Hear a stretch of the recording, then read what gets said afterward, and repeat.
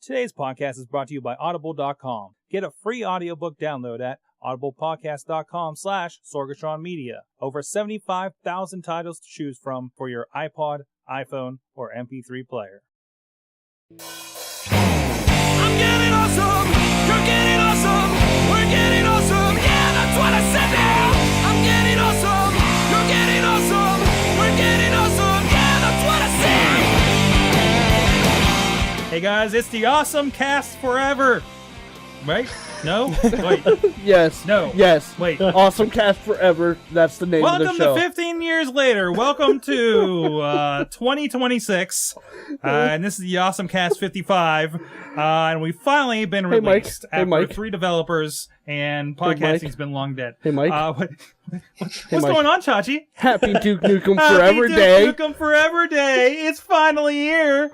It's like Christmas, but you had to wait a little bit longer. That's Chachi on the couch. How you doing? I'm doing well. And right beside him is the brother. Yeah, the brother. Silent Ninja, the Silent Ninja on Twitter, Matt Sword. Mm-hmm. He has brought the gift of Duke Nukem. It's real. Do we really want to call it a gift? Gift? Do we want to call it? Well, we'll see. I haven't played it yet. And also on the line, as usual, Rob Data Creator. Hey, Rob. Wow, that was quite a last name you gave me there. What? You're all pumped up for Duke Nukem. Data Creator. Hi, Rob. Hi, Chachi. How you doing this week? Are you happy for Duke Nukem Forever Day? I couldn't give less of a something. Yeah. But there it is, for reals. Actually, he's playing the demo. What'd you get? The Balls of Steel edition? That's coming in the mail tomorrow. Can you say that on this show? Balls of Steel edition. I just said it again. We'll see if I bleep it later. What episode? Holy cleavage. This is episode number 55. Twins? What is that? Is that what I think just happened? I think so. Okay. Whoops. Wow. I guess. All right, we're going to have to up the rating for this show, thanks to Duke Nukem. AwesomeCast 55, Balls of Steel edition, rated MA. Rated MA for mature. Well, you're getting like I say, you're getting the Balls of Steel edition. What all are you getting in this giant edition you had to wait a whole day for? It gets the bust of Duke Nukem. Mm-hmm. It comes with Duke dice and a set of cards. Okay. So you can gamble with Duke. It comes with the game, of course. Of course. PC, I imagine, for you. Yeah. Mm-hmm. I forget what else comes with it. I'll see Should if I be can able to bring it up. There's so much stuff that comes with it, he can't even remember. That's right. Oh, he's looking it up. So you've been waiting 15 years for this game. You pre-ordered 14 and a half years ago. You've been waiting like... Actually, I pre-ordered in February. Oh, okay. Wait a minute. What? The Silent Ninja has probably about literally waited half of his life Yes. for this game. Let's put this in perspective. You're, what, 21? 22. I don't remember my brother's own age. So he was... Yeah. Yeah. We're talking about, like, this is supposed to release... Duke Nukem released in, 97 or something. And, I was like 8. I am old. you were like 8. You have waited more than half of your life I was 12. for this sequel.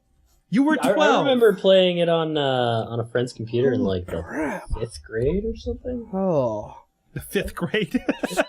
Screw you, Let's Duke put this Nukem. all in perspective. Now, this has been interesting because this is the true sequel to Duke Nukem 3D that came out. Yes. Mm-hmm. Technically, this is the 4th Duke Nukem game. Yes. But there have been so many Duke Nukem games since. Yes. Manhattan Project, God knows what for the DS, for the N64. Yes. But this is the real Duke Nukem. Yes. Mm-hmm. So. This is the Duke Nukem to reach back into the cockles of your heart that got tickled by Duke joking about playing with himself back in 1990, whatever that was. 96. Yeah, 96. Yeah. So, yeah. So, Well, man, there's just... Well, we should ask. You realize there has not been a good review for this game yet. There has not. No, there hasn't. There has not. I haven't They're seen all yet. really entertaining, though. They took 15 years to rip our hearts out of our chest and stomp on them Yeah. with this crap.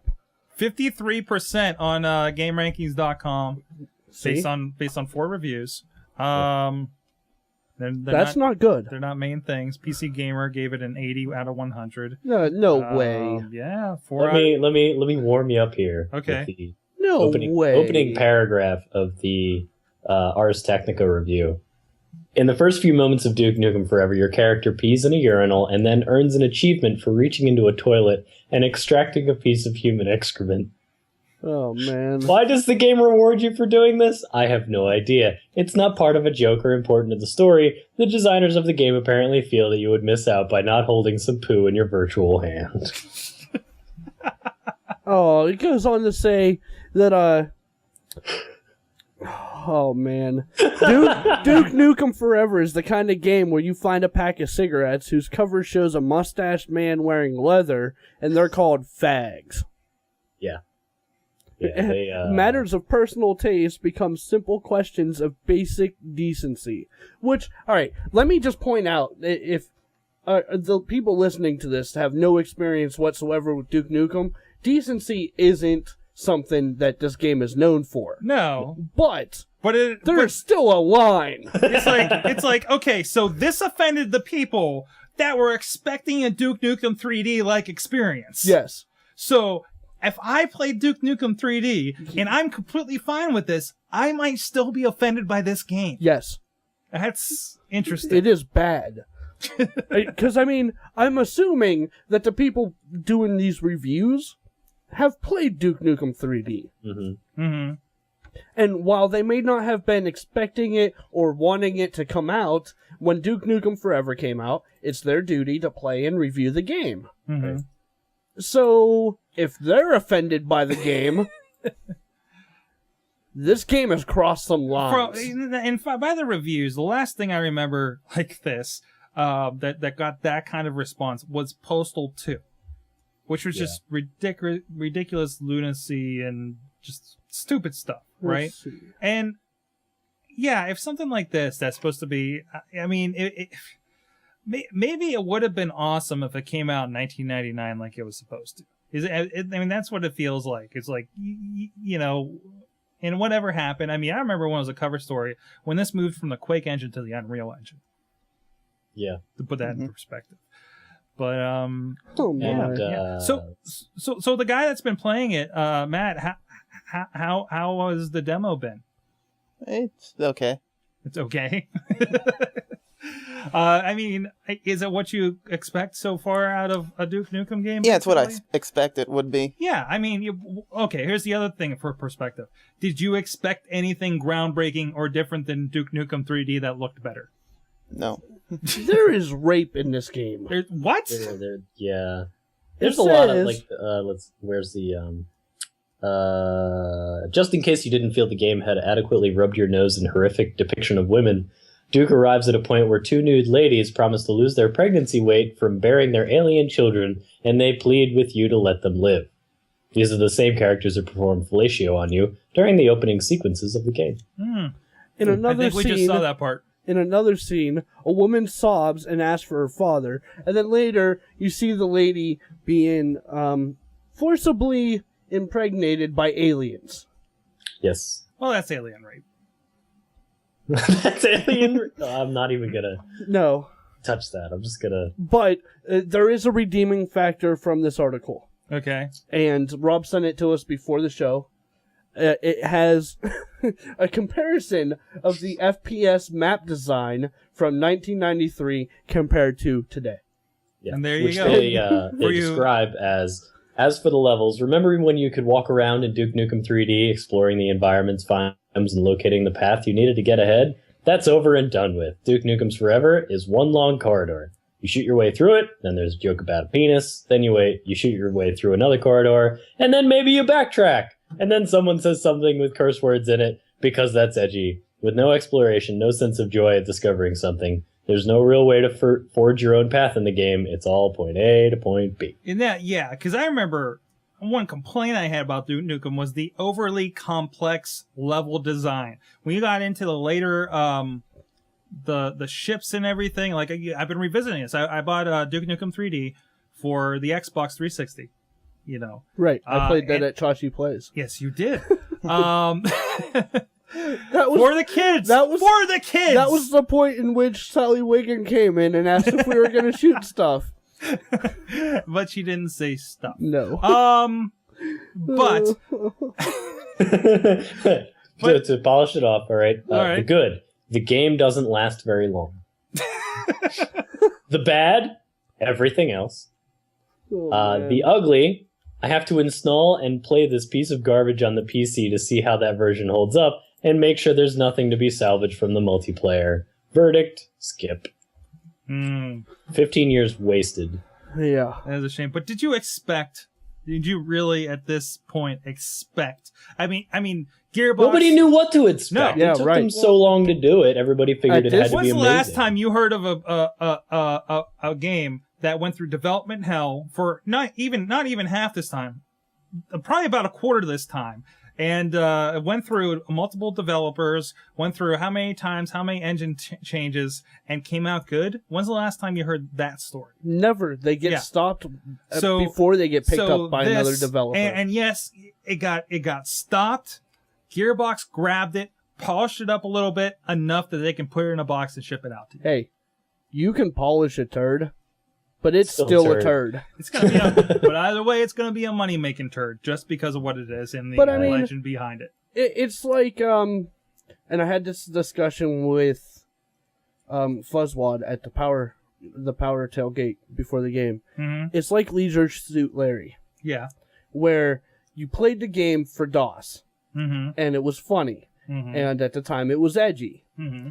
and they revamped it and re-released it for Xbox 360, but once again, you're just polishing a turd.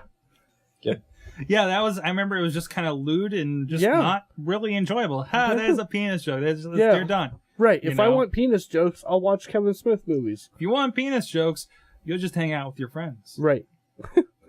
Right. Rob.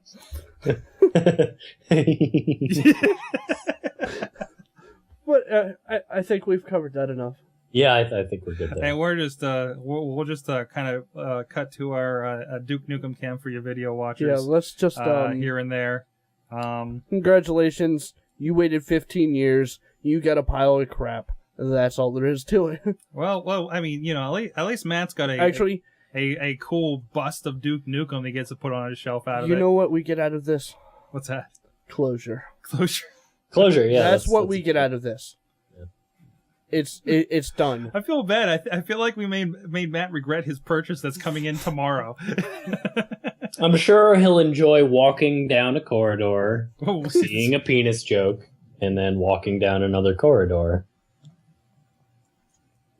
And listen. It's like Silent Hill with dick jokes. It's easier. All right, listen, this is just our opinion. Yeah, yes. and secondhand opinion, mind you. I mean, he's the only one that's played the game. Right. Well, I don't really need to play the game. Yeah, I don't need to play the game. I will eventually, mm-hmm. and you know what? I'm not afraid to admit that I'm not paying for it. Mm-hmm. If I play the game, it'll be through someone else's Steam account, or I will find it some other means. So you're going to wait till I buy the game. Right. Is it out for Mac? I don't know. I have no idea. I mean, 15 man. years and you give me this? Yeah. Remember when Doom came out? A couple years ago, Doom came out? Doom 3? Doom 3, yeah. Yeah, that actually kind of reinvented what they did. Yeah, that like, I expected Duke Nukem Forever to be sort of a Doom 3, because when Doom 3 came out, there hadn't been a Doom in a really long time. Mm-hmm. Last one you saw looked a whole lot like Castle Wolfenstein or whatever. Mm-hmm. Yes. And when it came out, like, storyline was okay, but it was a challenging game, did a lot of cool stuff, and it looked amazing. The flashlight. Oh my god. Oh, jeez. Yeah. The worst thing out of it was the flashlight. But I mean... And you actually had to hack the game so you could have a flashlight while you held a gun. Yeah, but it was challenging and amazing. And it scared the pants off me. Well, and that's what I hoped for out of Duke Nukem Forever, but they really just took like pants off you? Well, I mean, it's like you expect. It's not even you want. It's just after all this game has been through. Mm-hmm. you expect them to hit you with something amazing. Yep. Mm-hmm. And Super penis joke. exactly. Super penis joke forever. Yeah, and they just no, that's No. not what they did.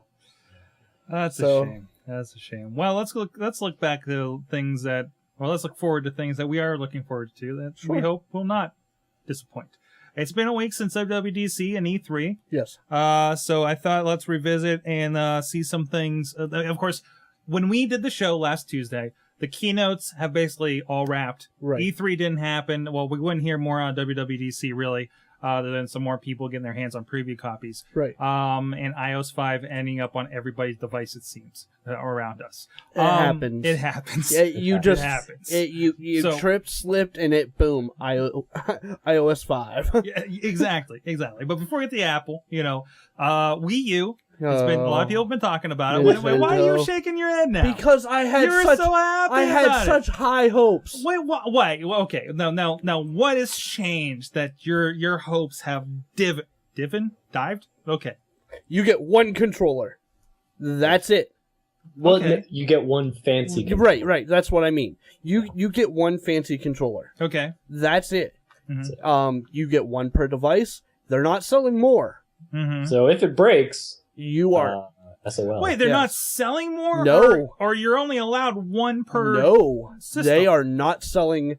I mean, you would from what they said, you have to order if something were to happen to yours, and it's not under warranty. You'll have to pay them directly for a new controller. You can't go out and buy a separate controller Wow. or buy a new console. Wow. That's weird. Yeah. So That is just weird. You know how for like Dreamcast or every other normal system out there, if your controller breaks, you just go down to the local electronics store and pick up another one, and you're good to go. And so this counts. The way I read this was you can't have a second controller, as in one person is going to have this controller. If you're doing a party game, there's no way we're doing Right, more and than one of that's this. probably why they set it up like this. But that's still weird. I know. Just weird. Just saying I told you so. That's all I'm saying. No, you did. You told me. Good. Okay, but you can still use your Wiimote, Right. Yeah. right? Sure. I mean, Motion Plus. You got your Wii Fit. That still works. If, Hey, if Nintendo keeps making stellar moves like this, their future is not bright. Yeah. Once they're doing really awesome things with that one controller, that makes it worth all of that. Yes. Yes. It's just sad, really. There's not much to say besides it's just sad. Oh, and that they talked about this whole thing. They didn't show the console. Yeah. Yeah, that was one thing, an article I read earlier today. Somebody from Nintendo was saying, well, I guess they're stock dipped this past week. Probably. Oh, yeah, right after the announcement, Right their after the stock took a announcement. huge plunge. Yeah, this is kind of, I think this is the same thing where I was like, it's kind of scratching my head, wondering why everybody was so excited about this. It's interesting. It's not as interesting as when they released the Wii. That's why I'm like, I'm not staying in line for this as much as I did that. Because it's an evolution, it's not a revolution. Right. Wow. I should write that down. So. But anyways, no, they were saying they're saying one of the thing is they showed the controller. It's like, this is the Wii U, this is the Wii U, this is the controller for the Wii U. I think in It's like one they shot forgot. they showed the TV Yeah. and the Wii box right beside it, which looks like the current Wii box with rounded edges. Yes. It's It's like they forgot. like they forgot to, hey, there's a system. They mentioned that. It's like, hey, this isn't running everything. It's what wirelessly transferring from the console to the device. It's doesn't have the 3D hardware inside it, et cetera, But a lot of people were still not understanding how this thing worked, not understanding the concept behind it, and still wondering if Duke Nukem Forever would come on it. It's... I have one thing to say Okay. to you, Nintendo. I am very, very disappointed in you. I'm not gonna say it's not gonna do like great for what it is.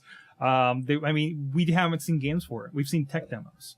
We know like Ninja Gaiden and stuff like that's coming to it. Nintendo, Tekken. I am you very know. disappointed in you.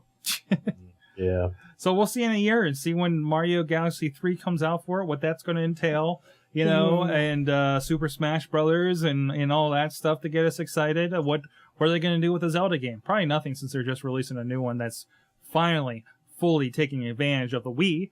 Right. But the other word is this is going to have a last generation Radeon chip in it. ATI's AMD part in there, which they've been going ATI since at least the GameCube. And it's still going to be more powerful graphics-wise than both the PlayStation 3 and Xbox. Right. So they're going to win there, and they have a step up. Of course, they're going to get beat by whatever they put out next. I mean, I think that goes without saying. They're going to have a couple years up on them. Yep.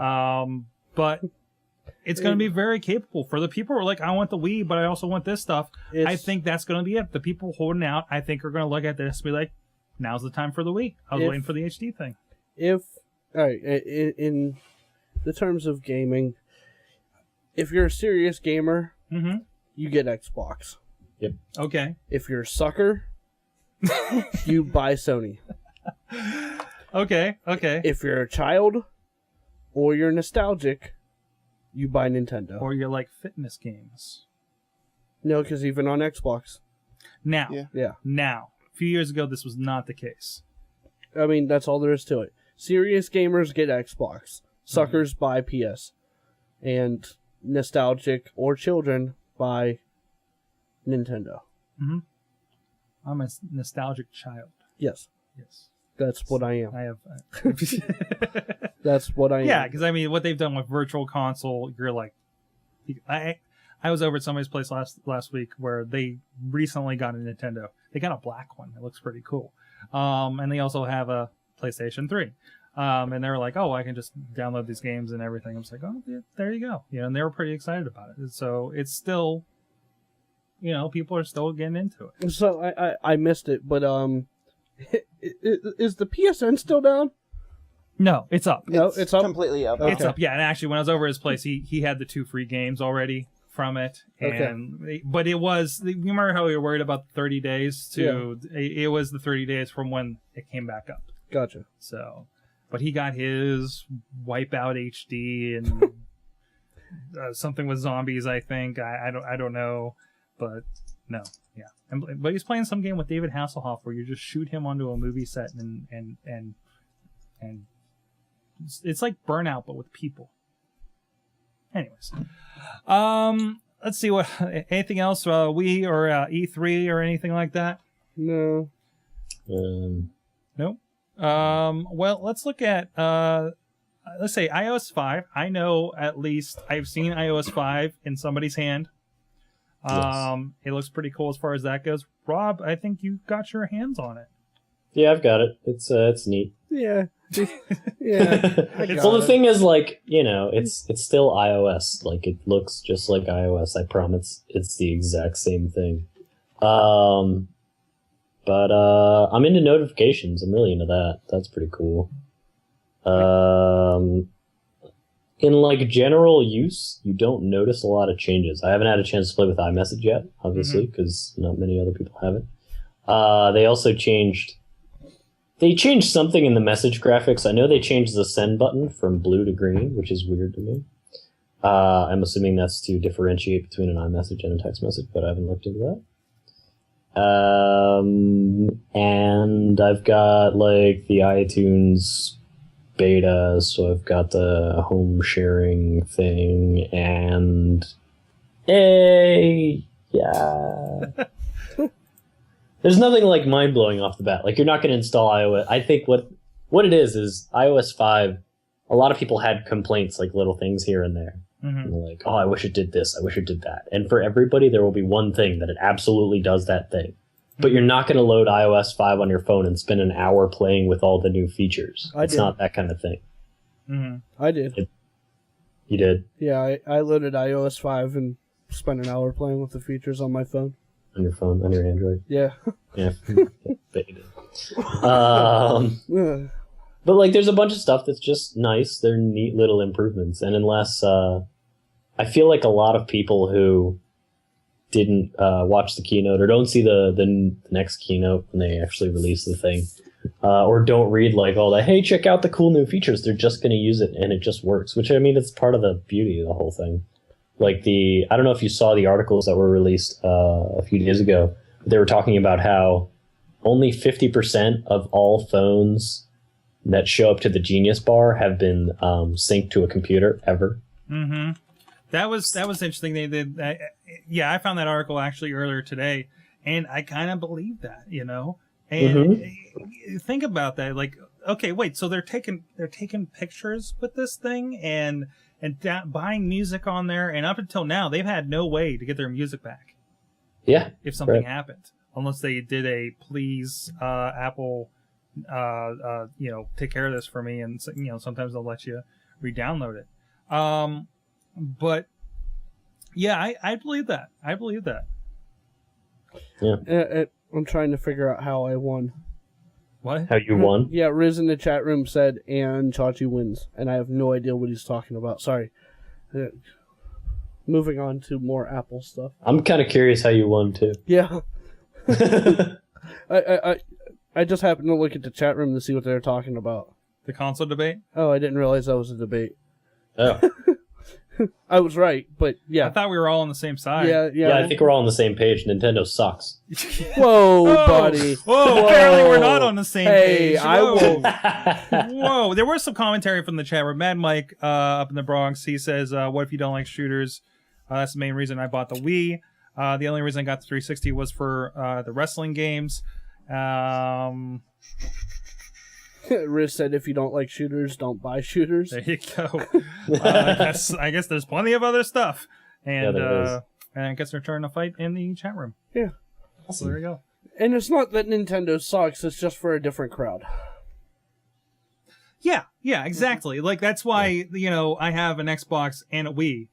Because I want my Mario, but I want my BioShock. Yeah. Well, I'm saying market smart business decision wise, Nintendo sucks. Yeah.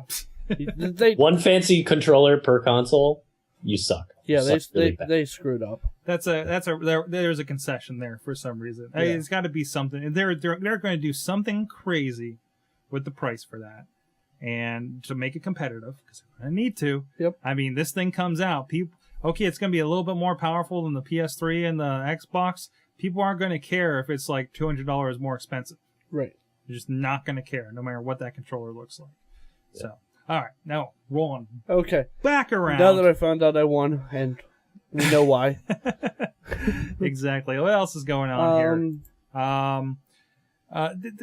They're already jailbreaking the iPhone. It looks like. iOS 5 is jailbroken a few days after it was released as a beta to developers. Feels like the next day, but the way it goes.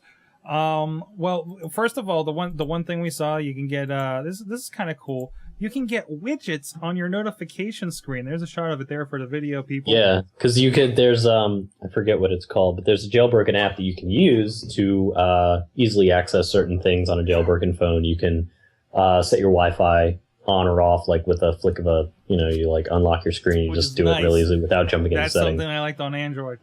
Yeah, and so iOS 5 comes out, and now we have notifications, but we still don't have widgets. So what they did with the first thing that was done with jailbroken iOS 5 was to hack that notification panel and use it to access those widgets that you've become so fond of. And then here's another one for you Wheels in the chat room that wanted to get the Android tablet. Here's another reason. You can turn your iPad into a giant phone. Because you want to. I feel like somebody did that before. You know what? Wasn't there the thing that they couldn't get iPhones for the sumo wrestlers? We're going to cover that, Chilla. So they were buying iPads. So because, their fingers wouldn't work on the iPhones. So now they have a phone. There you go. Wow. So bringing sumo wrestlers into it, that's a little weird. I think we covered that here. Didn't we cover that on this show? What? Not on this show. The sumo wrestlers with the phones? No. No? Early, like a year ago. I don't know. About a year ago. I didn't. Sorry, I'm just shouting things out. I thought of a thing to talk about. Go ahead, Rob. It's gonna take a minute. Talk amongst yourselves. Okay. Well, let's get through the Apple news. So Chachi's cool. Apple starts selling unlocked phones for iPhone 4. Yes. $649. Which, all right, is pretty much the going rate. Yeah. Any Android phone, specifically the Nexus, if you bought it straight from Google, it was $600. The Nexus S, same thing. When the iPhone first came out, it was what, $800? Something crazy like that. It cost a pretty penny if you want to take your phone anywhere. Yeah. And that's just the way the market works. And then we talked about this when we talked to Tim Kirby from Moscow. He said over there they don't have, because of the way those carriers work, they don't have the discounts that we have. So It is more of a status piece to have a fancy iPhone, a fancy Android device. Well, how much is the Droid from Google? From Google? Currently, you mean unlocked? Yeah, when you buy it straight from Google, no carrier. The last I checked, it was about $700. What is it? The latest one is the Google Nexus S? Yeah, I believe so. Yeah. Yeah, I don't think they've released anything since. No. Well, they have the 4G version on Sprint, I think. I've seen them advertising that one, on the TV. Yeah. So, but yeah, I mean that's how much this hardware is. Yeah, you pay but people don't think about it. They're like, well, I can get my $50 phone. I can get this. $200. That's a lot. It's like, yeah, wait till you see what it is. And then you complain about the contract. When you're in our position, you pay to have that piece of equipment. Because if not, then you're just a joke. Wow. That's well, I mean, look at what we do. Yeah. Our whole lives evolve around technology.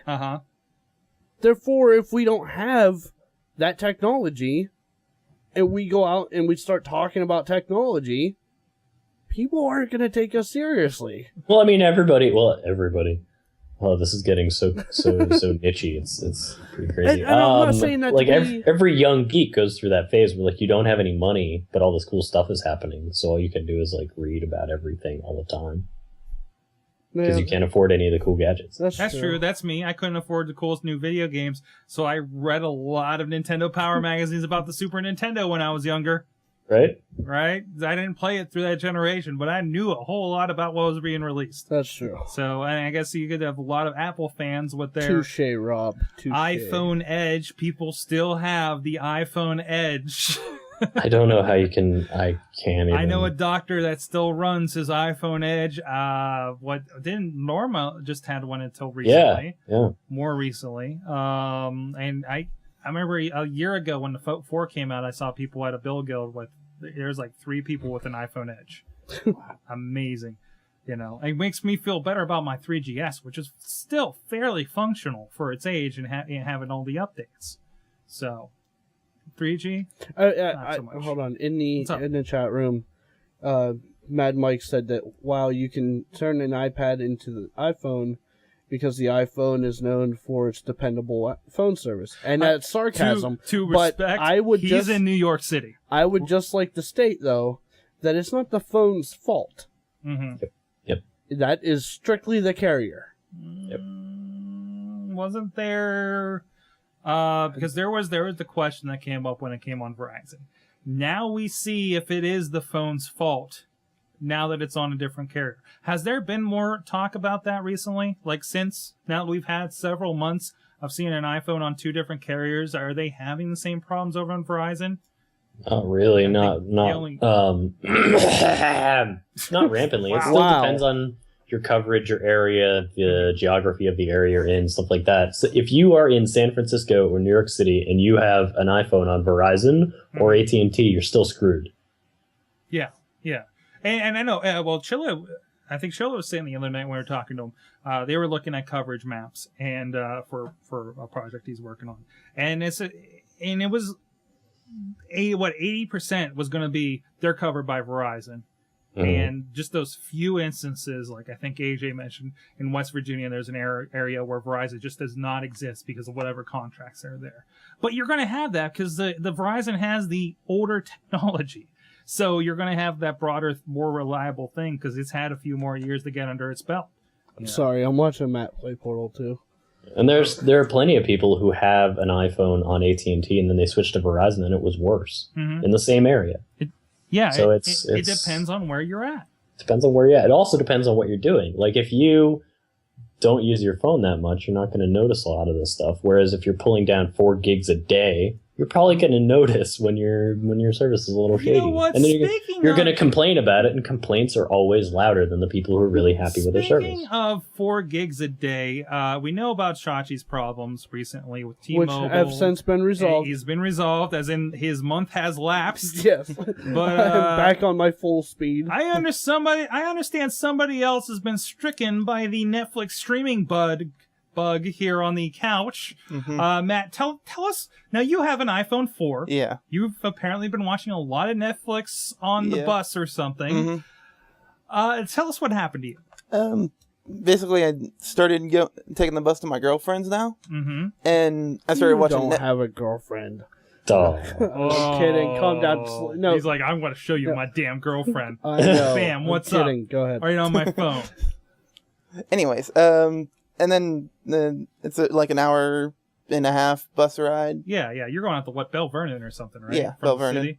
So and I just started watching Netflix on it, and then apparently that was a lot of data. How many trips out there did you do this on? About 2. 2. So 2 times you sat there and watched an hour of Netflix. And you have the general 2 gigabyte data plan that everybody else these days has on the AT&T. Yeah. Just about anybody on just about any carrier has, I think. Except, of course, not you, Chachi, but T-Mobile's a little different and doesn't have an iPhone. Right. Yeah. And what happened? And then I think it was maybe Sunday. I got like a message that I've reached a certain percentage of my data plan. How close were you? I think it said like 65%. 65%?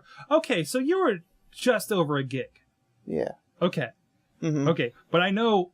And then it also sent a message to my mom, which is the account holder. Account holder. You're in college, you're sharing an account with mom. And so, because I know she was... Yeah. She was kind of like, you're making sure you're not using data, right? You're making sure, right? Yeah. And that's a concern now. I mean, did you ever think you would be even close to that? No, I didn't think I would. Yeah. You're worried about 2 gigs? I blew through 5 in 14 days. Watching the league. But and Chachi Data Watch.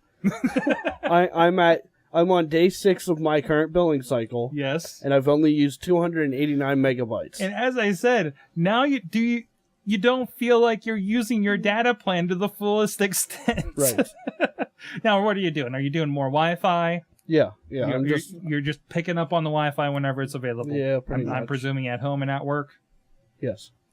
Well, no, not at work, because my company is not very bright, and I'm on floor 41, and they only have wireless on the 20th floor. Oh, wow. Yeah. How many floors are up there? There's 45 floors in the building. Yeah. We have 16, 17, 18, 19, 20, 21, 22, 40, and 41. So the 2 floors just aren't covered? Yeah. Wow. Man, and that looks like the fancier people were up there, too. No, the 20th floor is our conference room floor. Okay, so they're all equally as fancy? What? The floors? No. The reason wireless is on the 20th floor is because that's our conference room floor. Oh, I see. Okay. All of our conference rooms that our clients use are on the 20th floor. So visitors come in, and you're going to want Wi-Fi on there. Yeah. Okay. So all of the access points are on the 20th floor. The rest are a little SOL. Yeah, and that's not going 20 floors. No. I don't care how good your router is. No. Yeah. So interesting. I can hear Rob typing. Tip, tip, tip, tip. How's your Wi-Fi, Rob? How's your data plan? My data plan? It's pretty good. Yeah? I'm grandfathered into the unlimited business, so... Ditto. Oh, business. What does that get you? It's a metaphor. What? I think it's a metaphor. Like, I'm in the pants business, meaning I wear pants. I wasn't saying there's a business plan. Oh, I see. I see. I see. Okay, so you have the unlimited, which is what I have. Yeah. So yeah, I would tell you what my usage has been lately, but I recently wiped my phone, so I have no idea. Yeah, I think I've been around 2 gigabytes more recently, just because I travel, I stream. I'm streaming audio when I'm out. Yeah, I never stream. I imagine now that I have the iCloud. See, that's an iCloud I'm thing. streaming, like, usually if I'm out and about, I'm either putting on Pandora or I'm putting on Twit or some other show through MediaFly. And and that's how I roll. I'm getting everything from the cloud. Ooh, yeah, the cloud. So, all right, what else we got here, guys? Nothing. I want to talk about drugs. Okay, go for it. Did you just get a spam on Twitter or something? Or no, check the document. Chilla did comment where we're talking about networks differences. Verizon, you can't talk and surf at the same time. So yeah, that's a difference, and that kind of goes with the older network discussion. It wasn't built for Hey that. guys, you can buy drugs on the internet now. All right, what's up? Sure can. Are you familiar with the Silk Road? No. Silk Road. Does that have Well, anything if you to do want with drugs, you should be familiar with the Does that Silk have Road. anything to do with LSD? The most important thing to come out of this is that it is the first fully full deployment, I guess you could say, of Bitcoins, which is completely anonymous and untraceable digital currency. It sounds made up. It does sound made up. So what the Silk Road is, the only way to access this website is through Tor, the anonymizing network, which, for those of you uninitiated, Tor is basically something that you would sign up for, and then it passes all of the things that you try to look at on the internet through a server that anonymizes who you are. It's one of the very few true anonymizing ways, mostly anonymizing ways to access things on the inner tubes. This is so amazing. if you try to, what's that? I said, this is amazing.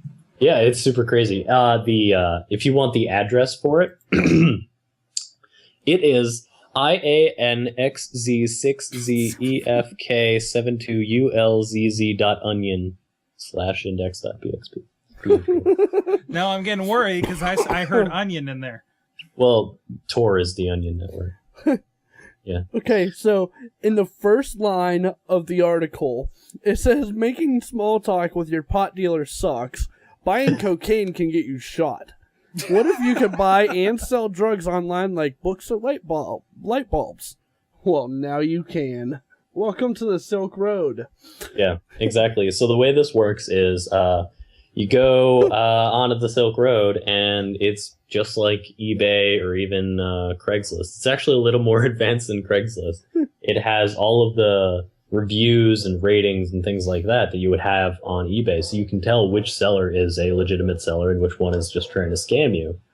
And so a list of the 340, or here's a few of the 340 items available for purchase on the Silk Road by anyone right now. A gram of Afghani hash, 1/8 of an ounce of sour 13 weed, 14 grams of ecstasy, 1/10 of a gram of tar heroin. A listing for Avatar LSD includes a picture of blotter paper with big blue faces from the James Cameron movie on it. I would just like to point out that while I'm reading this article, this website does have morals. Okay. Yes. It says in the article that even Silk Road has limits. You won't find weapons-grade plutonium, for example, and For your DeLorean. Yes, and its terms of service bans the sale of anything whose purpose is to harm or defraud, such as stolen credit cards, assassination, and weapons of mass destruction. But the software company... Go ahead. What? I said go ahead. Okay. So the most important thing to get out of this, besides LOL drugs, is the use of Bitcoins in the Bitcoin exchange. So the way that you get money as a Bitcoin is you have to go to a service such as the Mt. Gox Bitcoin exchange, where you would buy Bitcoins from. And this is what anonymizes you for the exchange. They don't allow use of credit cards or PayPal or anything that is traceable at all. So the only thing that is traceable on the Silk Road is the address, because obviously the stuff has to get sent somewhere.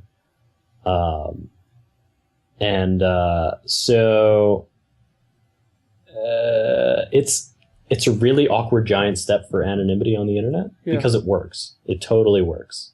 A software company bought ecstasy. Wow. They were talking to a software engineer who bought ecstasy. Yeah. Yeah. Ordered 100 milligrams of acid. Yeah. Sellers feel comfortable openly selling hardcore drugs because the real identities of those involved in the Silk Road transactions are utterly obscured. If the authorities wanted to ID Silk Road's users with computer forensics, they'd have nowhere to look. Tor masks the user's tracks on the site. As for transactions, Silk Road doesn't accept credit cards, PayPal, or any other form that can be traced or blocked. And the only money there that is good is Bitcoins, which is like a cryptocurrency. It's the online equivalent of a brown paper bag of cash. They're a peer-to-peer currency. It's not issued by any bank or any government, but they're created and regulated by a network of Bitcoin holders' computers. So it's peer-to-peer cryptocurrency. That's about it. It is purportedly untraceable and have been championed by cyberpunks, libertarians, and anarchists who dream of a distributed age of digital economy outside the law, one where money flows across borders as free as bits. But this, I'm picking this up from an article on Wired.com, surprisingly enough. But they do make a good point. How long until a DEA agent sets up a fake Silk Road account and starts sending SWAT teams instead of LSD to the addresses they get? Code name for Mad Mike? iBodega. iBodega. Yeah, absolutely. Yeah. So yeah, the future of anonymity. That's insane. Yeah. This is the kind of stuff that's going to make them make the internet illegal in the long run. And it says, unfortunately, we can't control this. Yeah. So let's just make it all illegal. Right. Proponents of Bitcoin currency are actually kind of worried about this because it is the first full implementation of BitCurrency, but the problem is that it's got a negative connotation to it. They'd much rather see it be used for like just trying to, keep anonymity. It goes back to that whole like argument of, well, I don't want the man to know what I'm doing versus, well, if you're not doing anything wrong, it shouldn't matter versus, well, my privacy is an important thing versus nobody cares that you bought fruit at the supermarket. It's okay. The giant eagle knows that you bought fruit at the supermarket. Yeah. I think that was just a glimpse into a larger conversation. Pretty much. Hey, in case you're curious, you can get an eighth of an ounce for 7.64 bitcoins. Yep. Is that $60 or something? Yeah, it says it's about $64. Yeah, see, I know my bitcoins pretty well. You do? But I mean, it and they said that essentially you're paying a premium for this stuff, but it's all for convenience. Yep. You no longer have to leave your house. You don't get shot. Yes. It's pretty convenient. Yeah. Down with that don't get shot thing. Yeah. So, hey, Right. it's right next door from you in your neighborhood, but do you really want to cross the street to that house? No, that's a little scary. Yes, I don't want to go in that scary. house. The pizza delivery guys don't want to go in that house. No, they don't. I had to deal with that, yeah. We're talking about Chachi lives in the ghetto. Yes, this is true. And Portal's still going on. He's moved on. He can't even play the demo anymore. But yeah. No, yeah, the pizza delivery guys pull up and they call the people inside that house to come out and get their food. Don't walk up to it. Yes. Really, it's much better to have the people that may have guns walk to your car where you can't go anywhere. I guess. I don't know about that. Let's see what else we got here. What's going on with the HP touchpad here, Rob? Oh, is this the wave of the future? Is this what we should tell Hot Wheels to be getting instead of an iPad? And why are you disappearing off the screen? Me? Yeah, you've got super headroom. A super headroom. Yes. Oh, I'm sorry. You can call me Max Headroom if you want. Waka waka. There we go. That's unfortunate. So HP recently put out 9 new videos showing off the HP touchpad featuring WebOS. It's going to come in 16 gig model for $499 and a 32 gig model for $599. Gosh, that pricing sounds awfully familiar.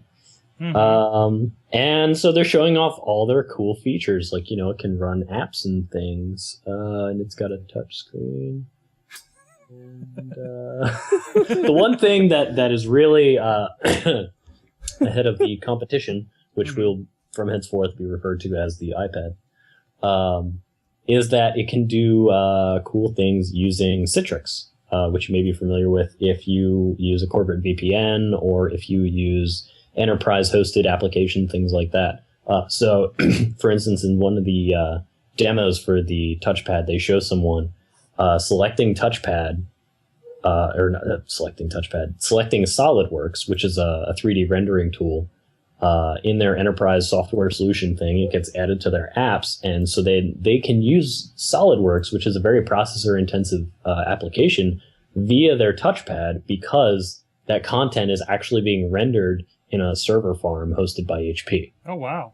Yeah, which is actually really cool. So what this does, it's not, because the iPad is not a corporate solution yet. Like, it has its niche applications like we talked about before. Mm-hmm. If a hospital puts out an application that's great, you know, there's a lot of cool stuff. I mean, I've been to a few medical trade shows recently, and the iPad is pretty popular as a mobile solution for doctors and nurses and things.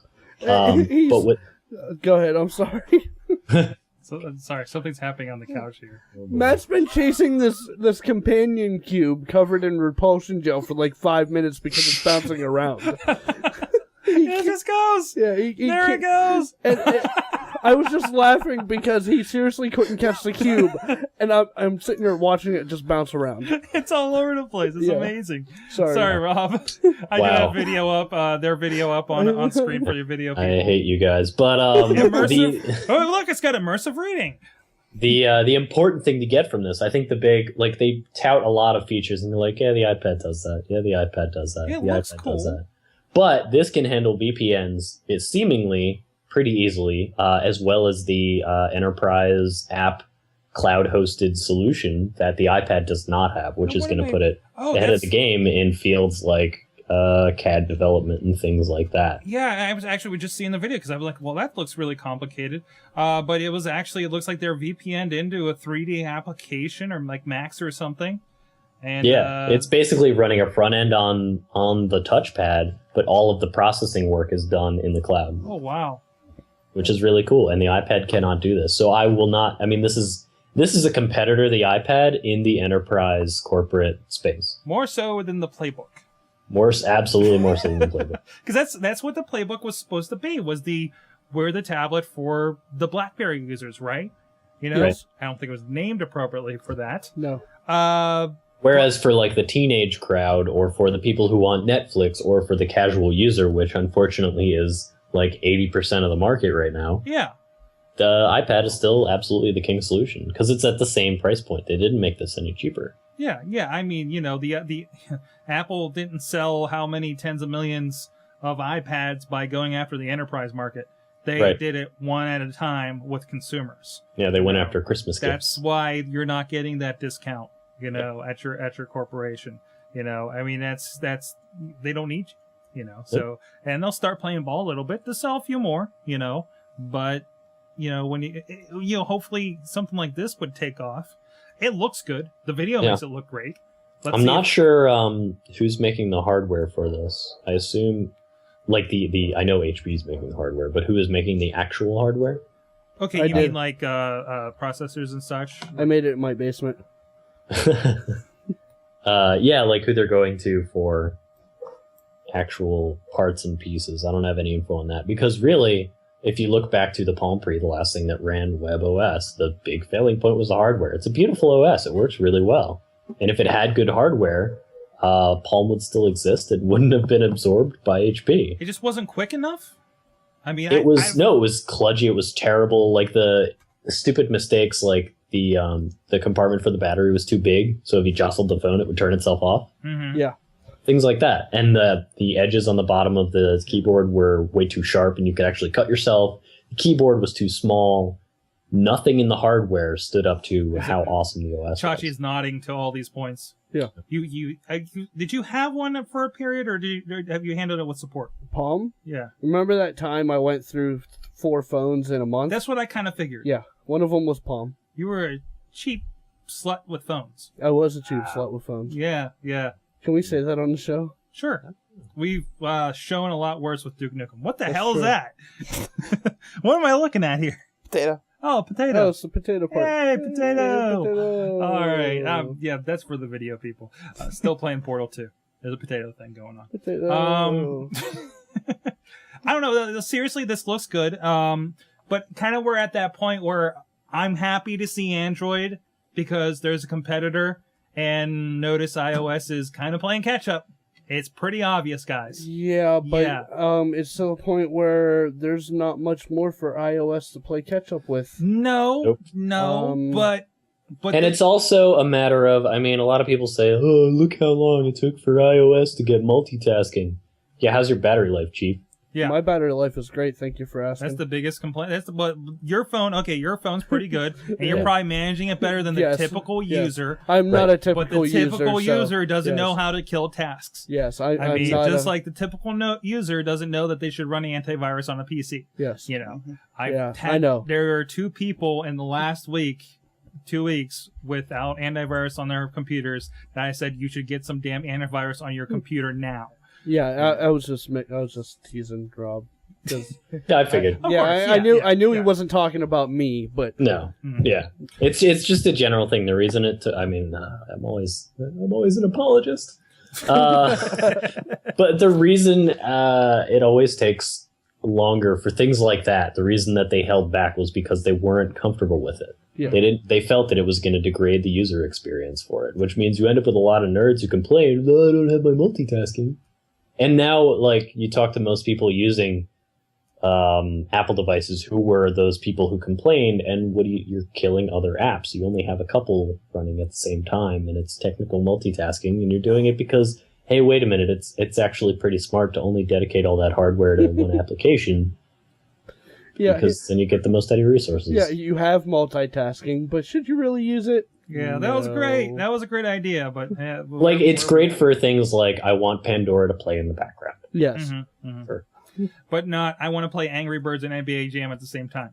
Yeah, not a exactly. Good idea. And a lot of times you don't need everything open, and unfortunately, on a mobile device, at the moment, same way it works with Android, you open an application, and then it gets minimized and it disappears into this magic space that most users don't even know exists. Exactly. I mean, but still, I want to see these tablets kind of pick up the pace because the iPad needs some competition. Absolutely, it needs like competition. The iPhone needs Android to say, hey, maybe we should take a cue from that. Maybe we need to play catch up with somebody.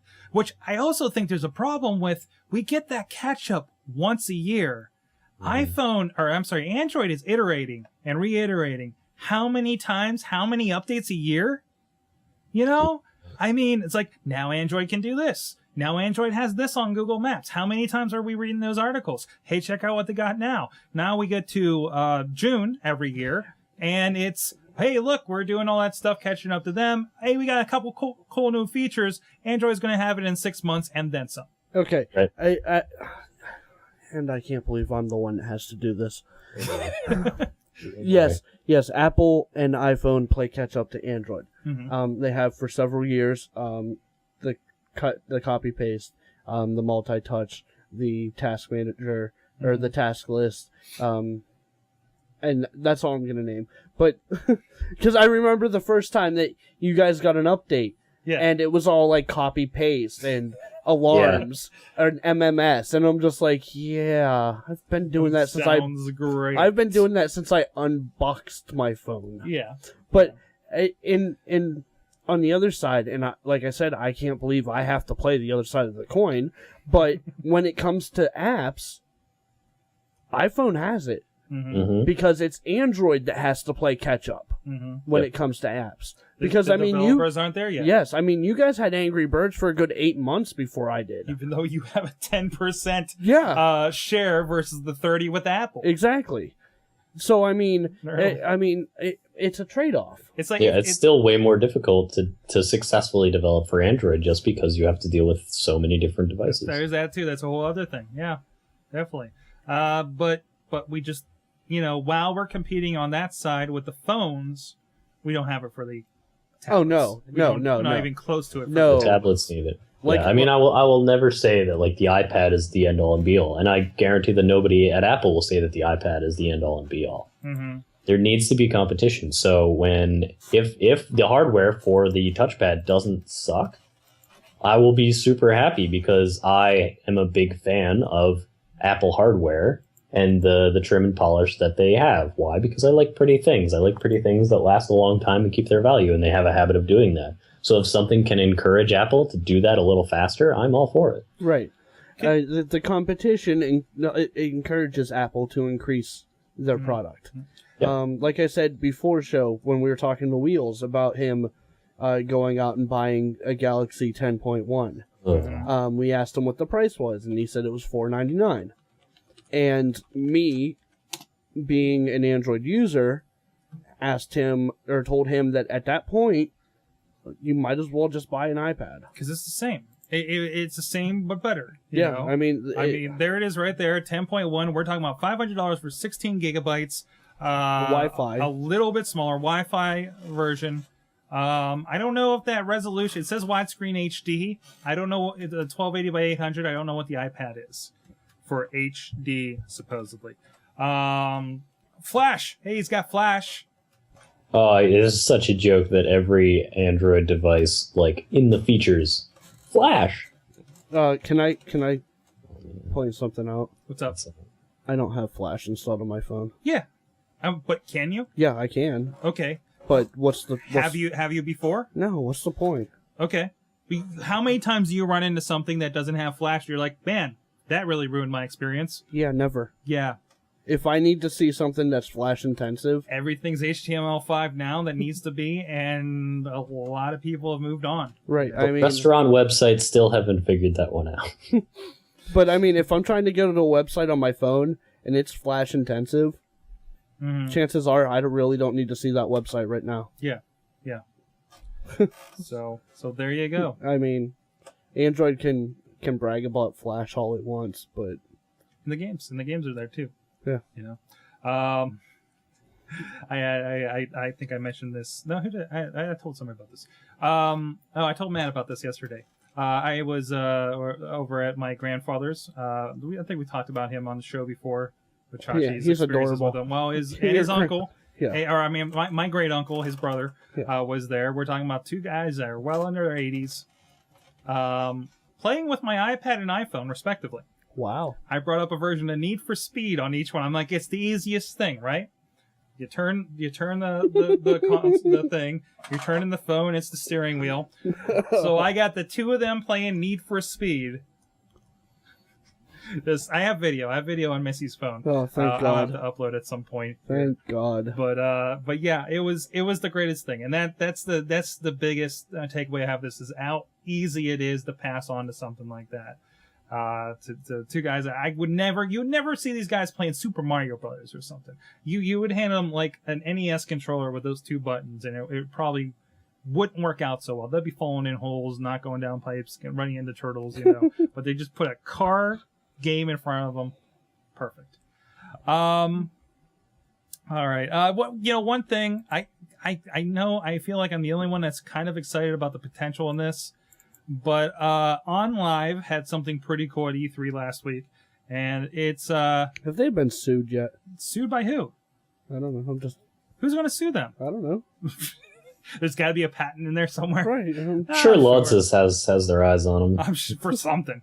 Well, they've been on the iPad for a while. You have a viewer. Of course, On Live is a service where it's basically cloud gaming. They do all the processing for the game. Oh, I got it confused with the DVD one. Oh no, that's Zediva. Yeah. I still haven't tested out my Zediva yet. I have like 3 credits I need to test out. Never mind. I got confused with the two companies. But no, this is the one that is playing the game. It's instead of rendering like Duke. Yeah, I'm sure they'll have Duke Nukem Forever. Instead of rendering it on your laptop, probably not the greatest to handle it. You have an older laptop, Matt. Mm-hmm. It would be up in the cloud, and you would play it through there or this little box console, or they're putting in TVs. I think we talked about that recently. But of course, now it's on the tablets, and apparently they're going to release there's Portal, wrong screen. Well, they could probably have Portal eventually too. Yeah. They're going to release a version of their controller that is, I think they said Bluetooth enabled. And you see there's different stuff that looks like it has the 10.1. There's the iPad. There's another, I think, Android tablet. But basically, you're going to be able to play like Assassin's Creed on these devices. I have comments about what's happening in Portal right now, and I can't say them because they're not AwesomeCast friendly. Oh, wow, that's interesting. We'll just let the visual happen. Okay. But now, what do you think about this? I mean, the idea that maybe on your, it's saying Android devices, I can see them doing this on your phone, Chachi, and you have a controller and you're playing a game like that. I don't know. Like, I'm still under the strong belief that phone and handheld or phone devices are not legitimate gaming platforms. But what if you are playing that game on your iPad that's connected to your Apple TV, which is mirrored on your TV? See, that would be kind of cool, and I'll agree with that. Yeah. It's just I only recently started playing intensive games on my phone. Mm-hmm. I installed Need for Speed something or other. Yes. Whoa. I think it's the same one. Is it the one where you can be a racer or a cop? No, it's not. Oh, okay. Like I said, Android is behind when it comes to apps and games. Mm-hmm. It's Need for Speed Shift. Okay. Yeah, it's Shift. Yeah. I love Need for Speed. It's like my soft spot for gaming. It is. Right, and I think that's kind of why I installed it. And, like, I paid for it. Yeah. I bought that game for my phone, Mm-hmm. and I play the crap out of it. Mm-hmm. But it took something like that to get me to start playing games on my phone. It's a real game. Yes. It feels like it's equivalent to if you got that for the Xbox for the Right. most part, right? Yeah, I mean, it's its own entity. Yeah. Entity. Yeah. It's not like some half-assed, well, here's a wrestling game, but it's like an RPG instead of a real wrestling game. Right. But I mean, and you know what? I like it. That's why I keep playing it. Uh-huh. So I don't know. But we're talking about, basically, you just turned your iPad, phone, whatever, into just another screen to play Xbox-style games on. I know. I mean... And that part is cool. That part is cool. Mm-hmm. I mean, and then on top of that, let me throw this at you. They've had this Play Pass. I've been very excited about this Play Pass. I've been keeping my eye on this thing. You pay $10 a month. There's, I think OnLive as a whole just released their 100th game on the service. This Play Pack, again, doesn't have the newest. See if this sounds familiar. But there are 50 games available. You're paying at $10 a month. You can play any of those 50 games. And it's growing. It's growing. We all know how I am with Netflix. Yes. So yes, it wins. All right. I mean, it wins. It's It's if you took GameFly and put the Netflix streaming on it. It depends on. But from the other way. It depends on how well the service runs. Mm-hmm. If this game looks like crap, then it's not gonna entice me to keep playing. Everything from my personal experience. Trying some demos out on it on a Mac and everything. It looks good. I think it looks good. I think it looks just as good, if not better, than other things. You don't have to worry about the hardware. Right. I mean, it looks good on the iPad. Pull it up on the iPad. I have OnLive on there on the games page. I don't know how well it'll work because the Wi-Fi down here, because you'll be on a little weaker signal. So let's see about that. You got full bars? So give that a shot. I mean, you can tell me right now, how does it look? You can drop in, see somebody's brag clips. I mean, you can't play anything just now until this update comes out. On the second page under games. Okay. And I mean, this could change, this could be competition for the next generation. Oh, there it is. When everybody's looking at, I need to drop another $400 or $500 for the next Xbox or PlayStation 4 or Wii U or whatever, versus I can pay $10 a month and play all these games and don't have to worry about hardware. I think it's safe to say that after the next release of major consoles from Sony and Microsoft, that will be one of the last generations of big boxes you put in your living room. The next generation might be the Blu-ray of video games. Yeah, pretty much. I mean, Blu-ray is great, but it might be too little too late versus a Netflix streaming and Hulu and Amazon On Demand and all this other stuff. With everything that's working in the cloud right now, in addition to the HP touchpad doing cloud rendering for applications, in addition to the iCloud and things like OnLive. I mean, this is something we've been working towards for the last few years, and it's finally working really well. Mm-hmm. Well, I mean, we're getting to the point as a society where physical possessions are unnecessary. It's a moot point. Yes. I mean, look at, we're looking at iTunes is looking to turn my physically ripped CD collection that I did a really crappy job with and turn them into awesome new digital and have that cataloged online for me whenever the hell I want, and give me better files than I made. Right. I mean, that's incredible. It's to the point where we went from a society where the more stuff you had, the more you could brag. Mm-hmm. Like the more physical things you had in your house. Now it's the more achievements you have, the more you can brag. Pretty much.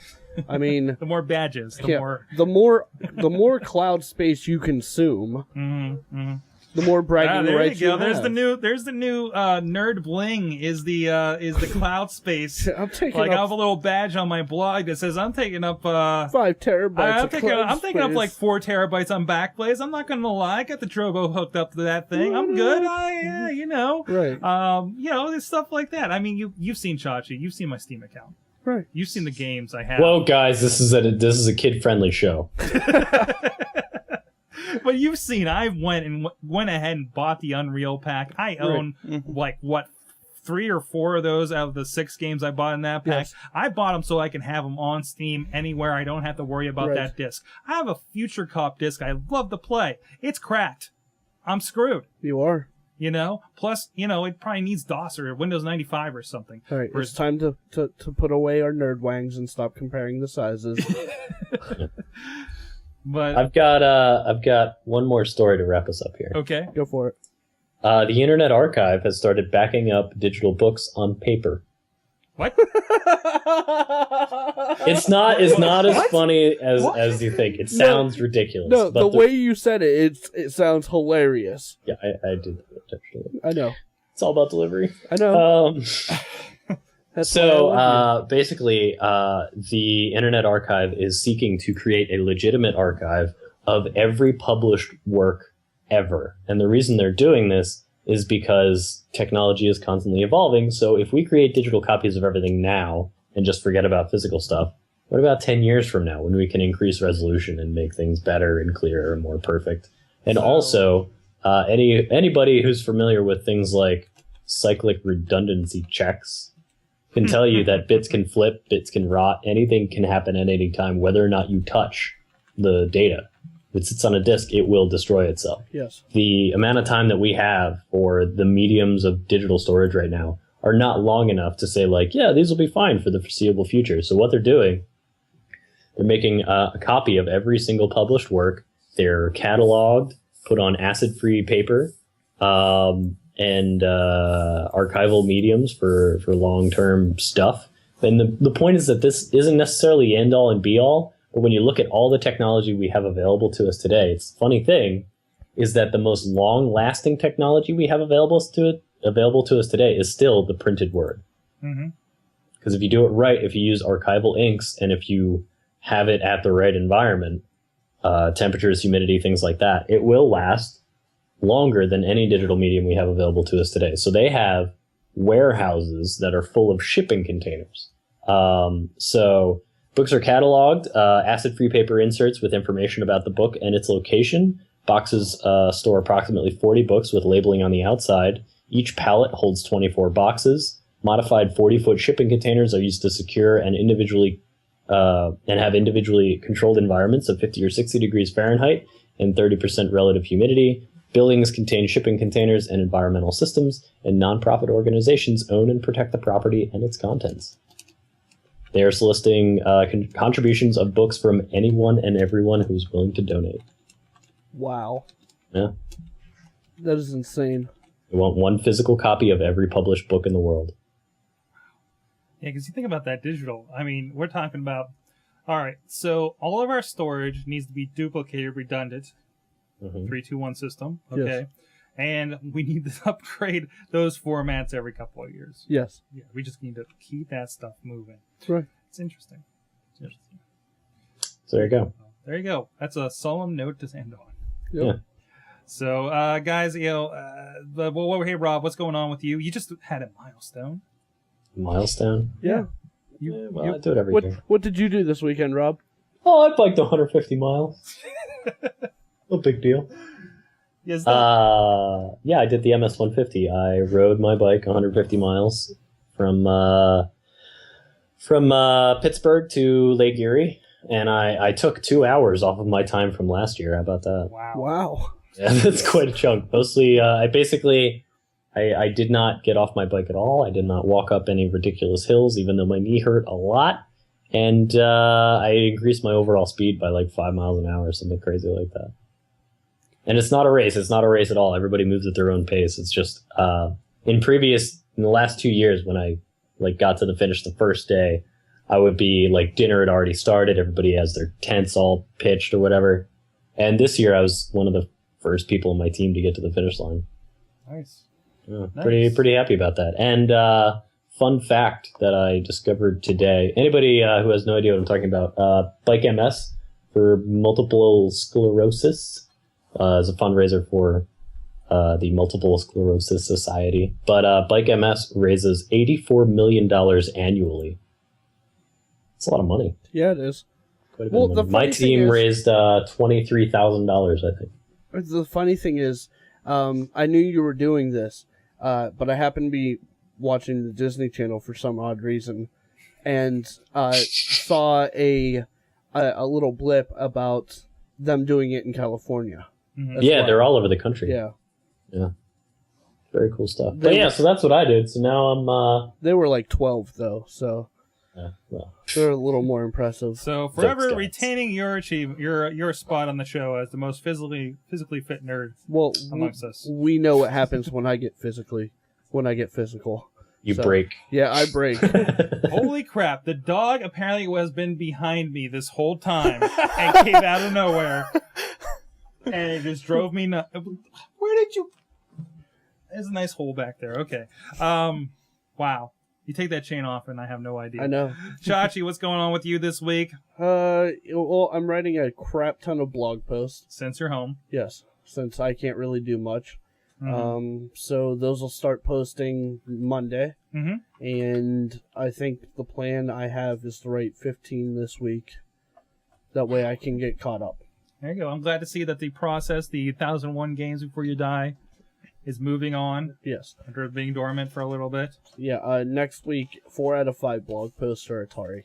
Nice. So, Represent. And of course, Unsung is still going well. yes. We are on Roku boxes now. No? Yes. Okay. Haven't we always been on Roku? No, No. Unsung has Unsung. been. Oh, Unsung is on Roku. Yes. Yes. Unsung is on Roku now.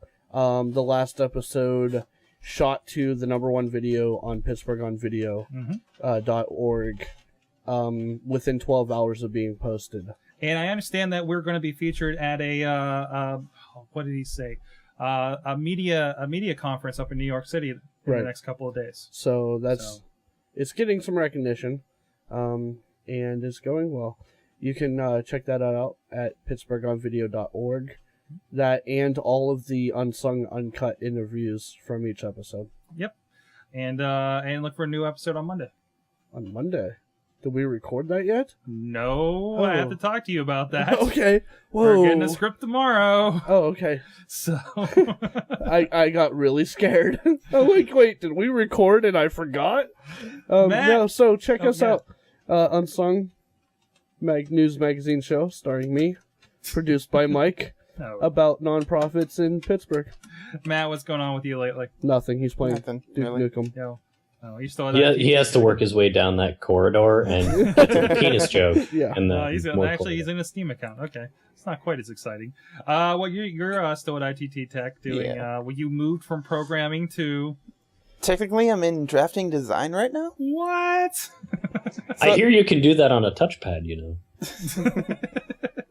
They moved me into that since they still can't get the program I'm trying to get into started, since they don't have enough students still.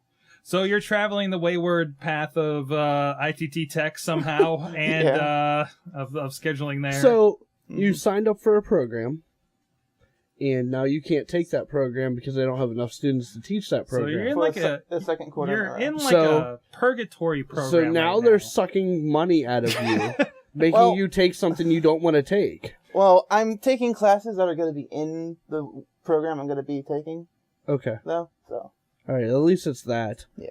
It just sounded, from the way you said it at first, it was just like, oh, well, we can't teach you this, so you guys sit over here and do this. It's like drawing names. It's like drawing your job out of a hat. Mm-hmm. Like, oh, you're a paper boy. Sorry, precedent was taken. Awesome. Hey, you got a blog over there, thesilentninja.wordpress.com. Yeah. I don't know if you've been doing anything over there. I don't think so. Nope. At the Silent Ninja. Hey Mike, what do you got going on? I got. Don't I have going on? Come on. There's Unsung. There's Sorgatron.com. I got some posts up there, including my day at the cafe from yesterday. Ooh. Hey, go check that out. I'm doing Facebooky things, Hey, check out Freelance for Real with Justin Kanaki. We just recorded episode 2 today, and we already got interests for guests. We're going to have the Sagers on in mid-July to talk about the husband-wife LLC they formed for their freelancing. Ooh. Yeah. Fancy with the letters at the end of their company and everything. Ooh. So go check all that stuff out. Sorgatronmedia.com. And we're still putting out stuff from Pittsburgh Comic-Con. And we just got our press pass for the New York Comic-Con. And we'll have a booth over at Baltimore, too. Ooh. So there you go. So go say hi to us at those things. So, well, that's it, guys. Great chat room tonight. You guys have been awesome. Awesome talk tonight. Thank you, Matt, for being here and showing off the Duke Nukem Forever as we tore it apart. I really hope that you do enjoy your purchasing decision. The bust is gonna be cool. Yeah. At least the bust is cool. That's worth $80 right there. Mm-hmm. So guys, check us out, awesomecast.com. Of course, please contact us. Contact at awesomecast.com. 724-25-ACAST, 724-252-2278. I know I do have some emails we need to get to in there.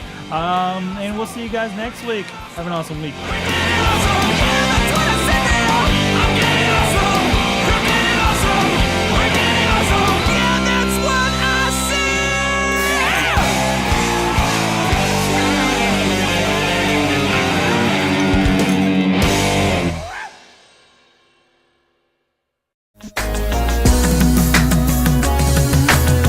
So I said I'ma crush it. Call me the golden boy. I'm Anthony Walker, and this is Unsung, the nonprofit news magazine show that features news and events from our nonprofit community, and also the good things that you do.